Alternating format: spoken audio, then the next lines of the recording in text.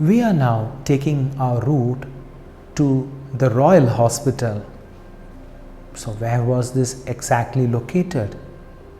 And what is the connection of Royal Hospital with St. Francis Xavier, we may ask.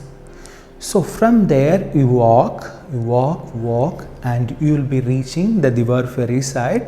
From there you walk and you will reach the Chapel of St. Catherine. And from there you can take near to that road, the same road which goes upwards, and there that exactly was the place where once located the Royal Hospital. So now we will see why Royal Hospital, why it is associated with St. Francis Xavier. So we know that St. Francis Xavier was appointed as the Apostolic Nuncio to the East by the Pope when he departed to India. Therefore, he was the official papal ambassador to the East.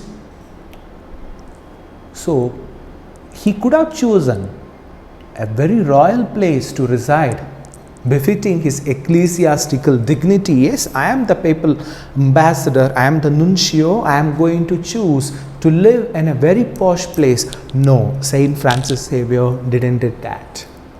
He instead chose to reside in the hospital. Why? Because he can administer the sick over there. That's very clear in his letter from Goa dated September 18, 1542 to the Society of Jesus. St. Francis Xavier says that in the hospital he was administering to the sick by providing them the sacraments of confession and communion. And the number of people he heard confessions about that, St. Francis Xavier says, if I could be in 10 different places at once, I should never lack penitence. So after attending the sick, he gave his morning to hearing confessions. So dear people, let us imagine this apostolic nuncio choosing a humble place like an hospital to reside along with the patients. Many of the people, even some people in the religious life, they may not be comfortable in putting under these kind of situations. Oh, I am having a very great reputation. Why should I go and stay with them? Many people might be asking. And we know from in the life of St. Francis Xavier how he had sucked the wound of even a leper when he was in the hospital in Italy. We know from his life history. So St. Francis Xavier had chosen to reside in this hospital so that he can administer to the sick. He can be with the sick. Jesus loved this devotion a lot. Maybe you may not be possible to go and live in a hospital and do service, but you can visit the hospitals and pray for them.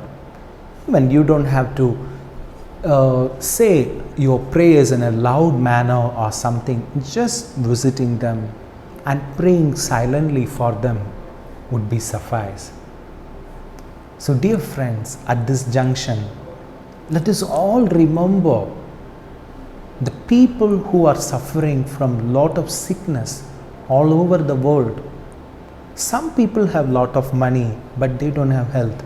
Some people have no proper health and no proper money also, and the sufferings are a lot.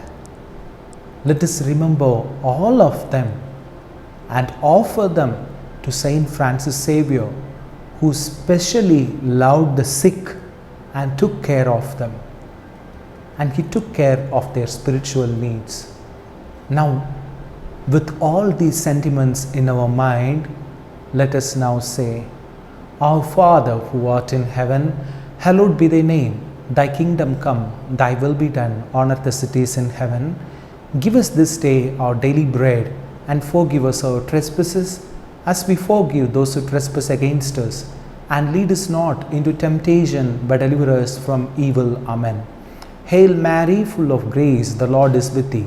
Blessed are you amongst women, and blessed is the fruit of thy womb, Jesus. Holy Mary, Mother of God, pray for us sinners, now and at the hour of our death. Amen.